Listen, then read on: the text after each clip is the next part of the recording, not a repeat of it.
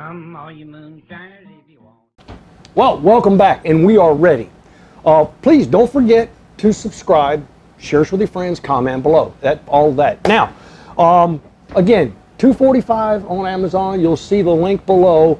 And I just tested it to make sure. If you use the promo code BarleyHops10, you get a 10% discount. And please don't hold me to that. If it ever expires, it's what the sellers agreed to offer. So you'll save 25 bucks on it. All right. This is a thermal well, so the thermometer just sticks in here, and that's really nothing more than a brass pipe on the ends closed off. So what this does is it goes inside, and then whatever heat this is sensed by the thermometer. So you can, if you had this out, it would leak. There's no way anything can come out of here.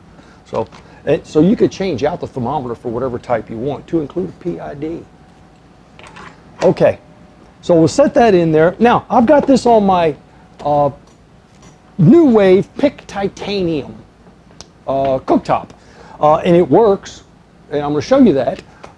And the reason that it works is it's magnetic. So it's the magnetic induction is the way that this thing operates. Now, it claims to be at 1800 watt. I'm going to prove to you that they may claim to be at 1800 watt. Maybe they're talking about efficiency, but on Max Sear, it only runs at 1500 watts. And I'll show you why I know that.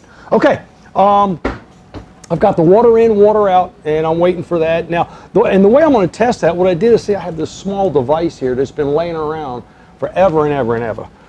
And this goes in between my power cord and my New Wave PIC Titanium. What that does is it takes out one loop, one leg of the electrical wire so that I can test it. And I'll clamp my amp meter around it, and that'll tell us how many amps this thing is drawing. And that's just a side note. I want to do that just so I know. Now, we're just going to turn it on, and I can hear it running. So I know that it's working, and I know that this is going to work through magnetic induction.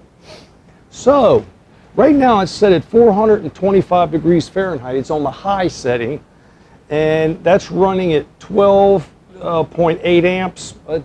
And 12.8 amps, if you use the calculator and you figure it out, it's actually 1500 watts divided by 120 volts is 12.5 amps.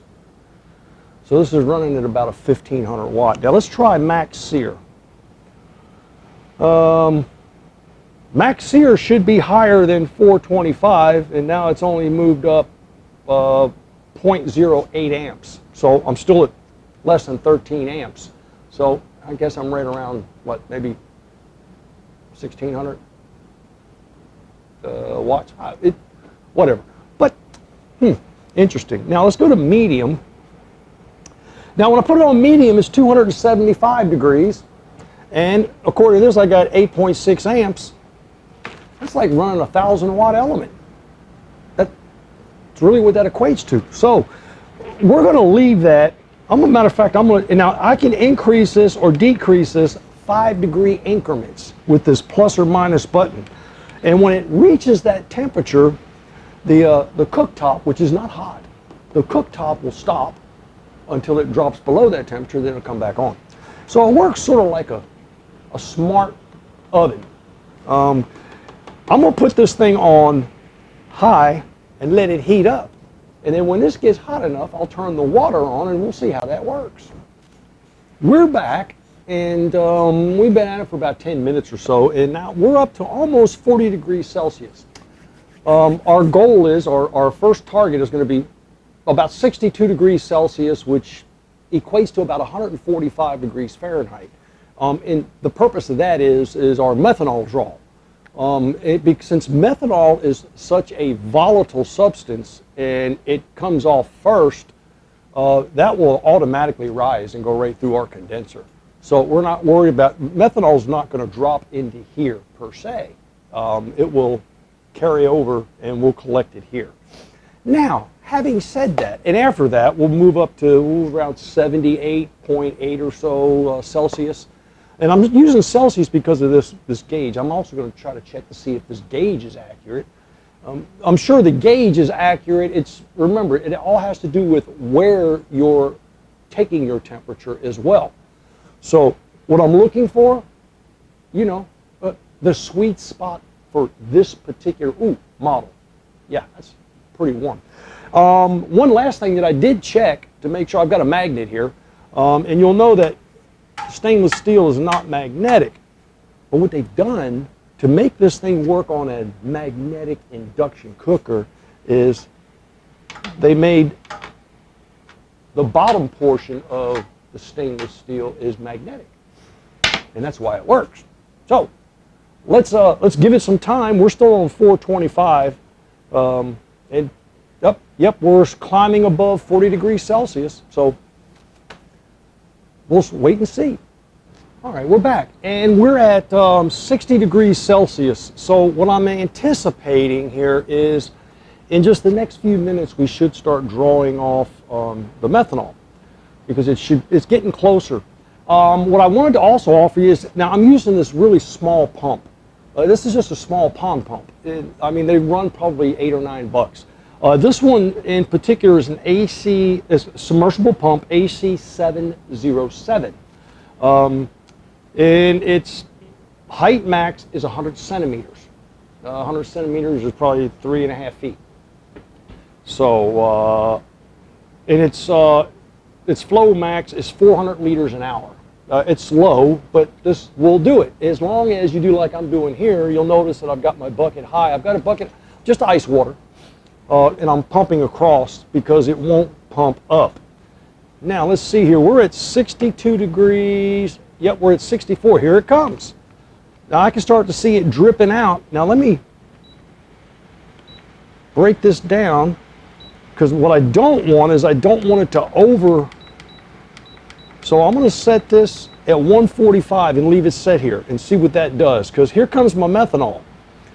And remember, it comes out at 145. So, and I can, oh yes, absolutely.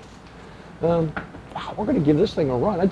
See, that's why I enjoy this so much, because you can, if you understand, you can predict, and then you can manipulate. My goodness, it's unlimited what you can do. So our next stop is once this finishes for the first 2 ounces, and then we're going to go. 2 ounces, and then we're going to go to 178. Which would be 174-ish or so Fahrenheit, 78 degrees Celsius. I'll be with you shortly. All right, according to our Celsius scale, we are at 78. 78.8 is going to be ethanol. And we're holding off right there, and you'll see that we've stopped dripping. So what does that mean? That means that any and all of the methanol from, I've got about 2 gallons in here, any and all of the methanol has already been transferred and is out. And let me show you this. I'll change jars. And I'll show you. You see, there's not. I did not have that much in there. So it really is. See, that's why I always say, if you throw out the first 2 ounces, you'll never have that problem. Just throw it out, and please don't try to overthink it. Just collect the first 2 ounces and toss it. And you only have to toss it once. If you rerun this, you're not going to create any more methanol. It's only there one time, it comes out. Okay, I'll leave that sit there. And we're going to crank up, because now my pick, see, I'm still stuck right there. My pick titanium is at 220 Fahrenheit. I'm going up to 240 Fahrenheit and see if I can get my Celsius scale to react to that.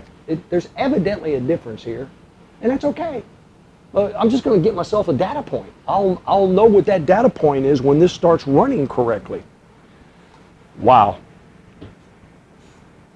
And we should know pretty soon.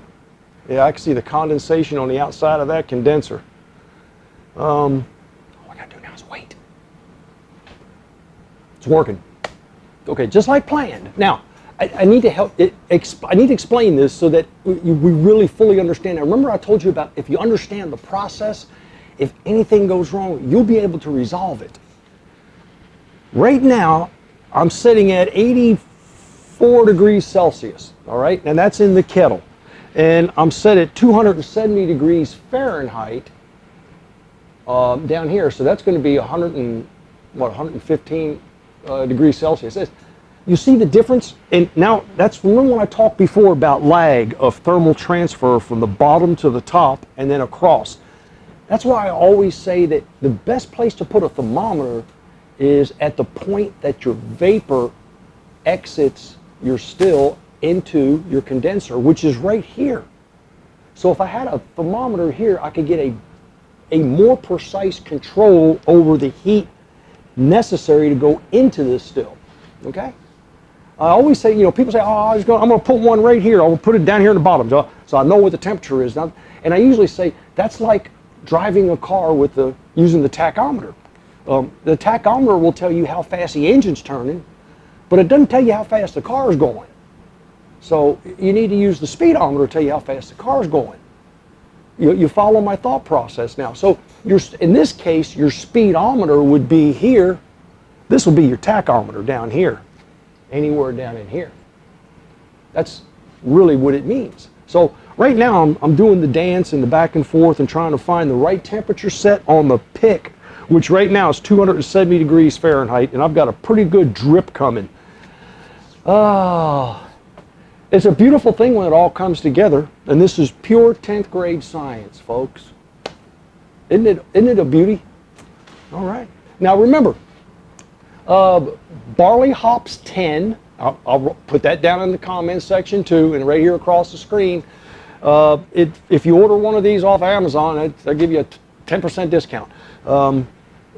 My final, I would rate this, and as a matter of fact, keep in mind that a couple of things that I would prefer to see on it, one would be some sort of a support bracket here.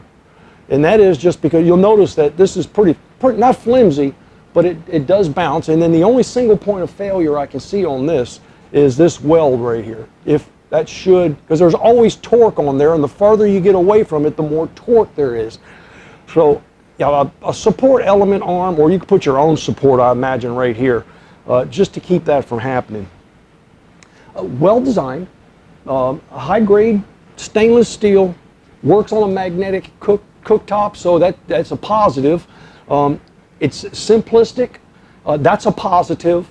It has a dual-purpose basket as a slobber box or a gin basket. And in the meantime, let's see if we've got any slobber to get out of there. Yep, look at that. Now that's the slobber that came out of this kettle as it started to boil inside. It got up to that boil temperature. So, yeah, that's not very pleasant, and it's not very tasty.